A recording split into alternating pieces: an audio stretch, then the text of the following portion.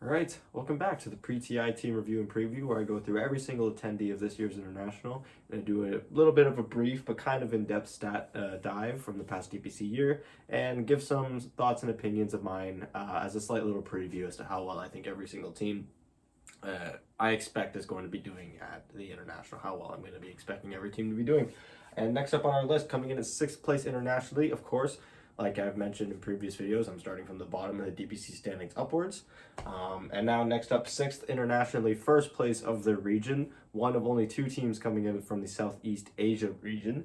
We have T1, who I think have really kind of come out of nowhere as one of the best teams from the Southeast Asian region. Obviously, they don't have any. Obviously, they have still some players that are much more well known than the team itself, which would make it a little bit less surprising that these guys have really come out of nowhere as the top team from the region. But nonetheless, they're one of the teams that kind of started off slow and kind of eased into their strength, especially with some roster changes which took place pretty early on in the year. Looking at their past year of DPC, after the first season, they finished third place. They lost a tiebreaker, I believe. Well, I don't believe. They lost their tiebreaker to finish third place, so they still make it to the first major. They finished with a 5-2 record in the season, get 200 DPC points right there. But even before the major, they were still quite unsatisfied with their performance, and they make a roster swap where they swap out Jackie and they bring in 23 Savage to play carry for them. Go into the major, but obviously because of this quick change and the small amount of time between season one and the first major, I don't really think they got quite acclimated to each other quite yet. And so the results really didn't impress a lot of people. They didn't do very well at all in the wildcard stage of the first major. The only series that they won was against Team Nigma, who had only won a single game out of 10 in that wildcard stage because obviously they were missing mind control, which I think was a big part of why Team Nigma did so poorly. But regardless, they don't do all that much better, and they get knocked out. They finish 15th place, again, only ahead of Team Nigma, and they get themselves 0 DPC points. But you can tell that heading into season two, things are already looking much better, and the roster is really starting to gel together a lot more. As they finished first place, obviously they tied for first place, but they did win the tiebreaker this time around. And so they go 5-2, same record, but this time they're at the top of the region.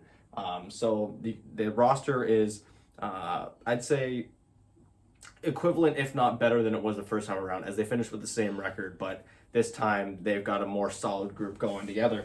And then they go into the second major, and because they finished top of the region, they make it directly into the upper bracket, where they win their first two series, and then they get knocked out by the two eventually finalists of the tournament. PSG LGD first in the upper bracket, and then EG meets them in the lower bracket and knocks them out from there. Regardless, overall, in the entire second half of the year, they get themselves 900 more DPC points, which on its own would have been enough to get them into this year's international. But overall, they finished with a total of 1,070 points. Obviously, they got 30 points deducted from that first initial roster swap, which wouldn't end up hurting them in the end. Looking now at their stats, so if you watched my Vici Gaming review and preview yesterday, I had way too many games to even fit on the board at all. And there were still games that I was counting that I couldn't even fit here. In total, there were 64 games that I was taking stats from. In this one, I was trying to fill the board without jumping too far out of the bubble of which games I could cover. Obviously, I didn't want to include any games for teams that weren't attending or from just their season, because there are a lot more weaker teams in there compared to the other teams like VG Gaming, where all the games I took were really, really top-notch teams. I really don't want to warp the stats just to add more games. But so regardless, I ended up with only 19 games from T1. Of course, all these games are teams that are also attending this year's international or teams that they played on the main stage. So starting off in season one, their first season before they had made the roster swap, one of the only two losses they had was to Fnatic, who finished top of the region in season one. They lose that one 2-0, and then in the first major, I apologize. In the wildcard stage, the only teams that they played that are actually attending TI this year were Vici Gaming and PSG LGD, where in best of twos they did not manage to take a single game off either of them. And then heading into season two, they actually get revenge on Fnatic. They beat them 2-0, and heading into the second major. Oh my goodness, I messed that up. They did not play against themselves in the first round. I'll have to double check that really quick. All right, so after double checking, it was in fact Team Aster that they had knocked out in the first round. Of course, Aster coming in as China's #1 seed, so it was quite impressive to beat them. We now have discussions about how Aster is one of the teams that seems to struggle a lot at LAN tournaments, especially this past year. But regardless, they beat them 2-0. They then go on to beat North America's #1 seed, which was Quincy Crew. I wouldn't say it's North America's strongest team, but they did come in as the #1 seed. And Quincy Crew is still a really good team. I'll be talking about that a lot more when I do their review. I believe they're the 4th place team in the DBC, so 2 more videos from now. But then this is where they meet in the upper bracket finals against PSG LGD, who was just looking like an absolute powerhouse. In this major, it was really just Team Nigma, PSG LGD, and Evil Geniuses that looked unstoppable. Obviously, when Team Nigma and Evil Geniuses met, Evil Geniuses knocked them out, and then when PSG LGD and Evil Geniuses met, PSG LGD takes the cake. So yes, PSG LGD knocks them to the lower bracket in the upper bracket finals, and then Evil Geniuses meets them there and knocks them out in 3 as well. Looking now at their stats, again, like I had mentioned, it's a smaller sample size, a much smaller sample size than the video I did yesterday, which can mean that the sample sizes are much smaller in certain cases, so please take this with a grain of salt. Again, just like with the rest of my videos, none of this stuff is concrete. It's just more interesting stuff to look at, that if you're big into stats and seeing fun little patterns and stuff like me, you'll have a fun time watching these and learning a little bit more about your team. So for Radiant, in 8 games they go 3-5. On Dire, in 11 games they go 5-6. So slightly more games on Dire. And then on first pick and last pick, it really didn't seem like it mattered which one they had. They went 4-6 on first pick and 4-5 on last pick. In game 1s, they were actually 2-6, so they struggled quite a bit in game 1s. But in game 2s, they're actually slightly positive. They went 63% win rate with a 5-3 record. And in game 3s, they're 1-2. So they go below 50, but again, only 3 games, small sample size. Don't take it too seriously. Looking now at their Radiant first pick, they went 0-3 on Radiant first pick. So even though that's also quite a small sample size, 0-3 is pretty alarming. Radiant second pick, however, they do go positive with 3-2 record. Same thing for Dire first pick with a 4-3 record for Dire first pick. And then Dire second pick, they go 1-3 for a 25% win rate. In games less than 40 minutes, they end up going 5-6, so almost halfway, almost 50% win rate. And in games longer than 40 minutes, their win rate dipped a little bit, going 3-5 with a 38% win rate there. Looking now at the heroes that they played, in those 19 games, they played a total of 49 different heroes. Of course, these are just the games that I'm counting here.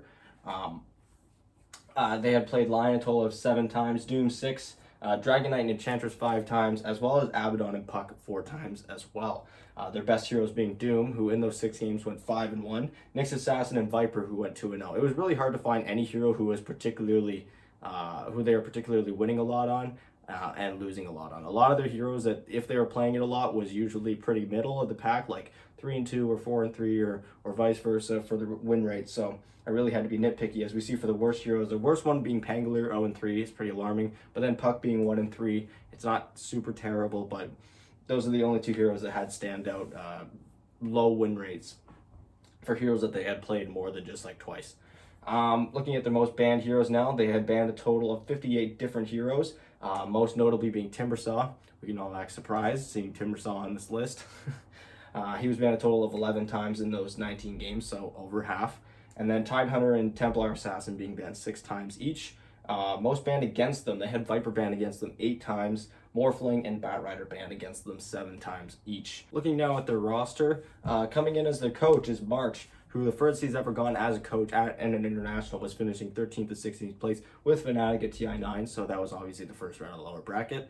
As a player, he has made it all the way to the top 8 with MVP, all the way back around TI5 or TI4. Their carry player, 23 Savage, who they brought in after Season 1 of the DPC.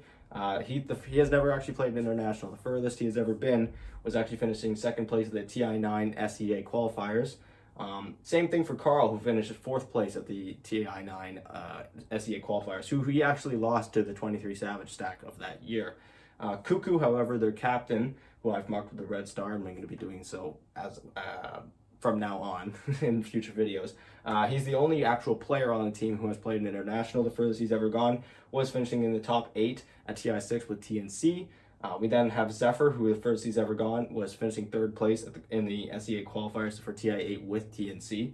And then finally Whitemon finishing 7th place at TI9 qualifiers for SEA with EVOS. So again, only one of their actual players has been to an international, but their coach has been to an international as a coach and a player as well. So that goes a long way. And finally, the last player on their roster who they got rid of after season one, Jackie, their old position one player. The furthest he's ever gone at any sort of qualifier was actually this year, which was finishing 7th and 8th place at this year's open qualifier, not open qualifiers, this year's SEA qualifiers with Team Motivate. Looking now, finally wrapping things up with some team averages. Their average GPM was 2149, average XPM 2490, average KDA 2.75, and average match duration 39 minutes and 26 seconds. So really nothing jumping out as overly high or overly low, just pretty solid. And you're going to get that with a team that kind of started slow and peaked at the end. So yeah, overall, this is my short review of T1, again, because they had not played all that many games against other teams. Heading into this year's international, I had smaller sample size for matches to cover, so it's really hard for me to say how well I think this team's going to be doing, as they are one of the newer teams. They have a lot of new players. They did do pretty well at the last major, but at the same time, you can also argue that in the upper bracket, they played against some of the weaker possible teams. Again, like I mentioned earlier, Aster is one of the teams that has been notably struggling at LANs. Quincy Crew is a team that is quite inexperienced in LANs as a stack. They don't usually make it. And when they do, they kind of maybe win around and then get knocked out, and that's exactly what happened to them. But regardless, I can't really take away from finishing top 3 in a major with as many great teams as there was. T1 is one of the teams I'm most looking forward to watching, just because I really want to see how well they're able to do. If they go on a really deep run, I'll be super excited. I love watching 23 Savage. He's one of my favorite carry players. Obviously, I think he's like, the top MMR player in all of SEA or all the world. I don't really keep track of all that stuff anymore, but I'm pretty sure at one point he was. And if they flop out, I think all in all, going to this year's international will be a great experience for all these young players. And I think if they can keep together as a stack, they'll have a lot of great success in the future. If they can manage to keep staying on top of that region, keep making it to majors, they'll have a bright future ahead. But anyways, let me know what you guys think in the comment section down below. Do you think T1's going to flop? Do you think they're going to do just as well as they did in the second major and make it all the way to the final day? Let me know all your thoughts in the comments down below. As always, don't forget to subscribe. I'm going to be uploading every single day until the end of TI. So for the next month, I'm going to be uploading every single day. So if you don't want to miss any of that, please subscribe. And I will see you guys tomorrow, where I'm going to be having my review of Invictus Gaming, the second place team from China. So if you don't want to miss that, please be sure to subscribe. And I will see you guys tomorrow.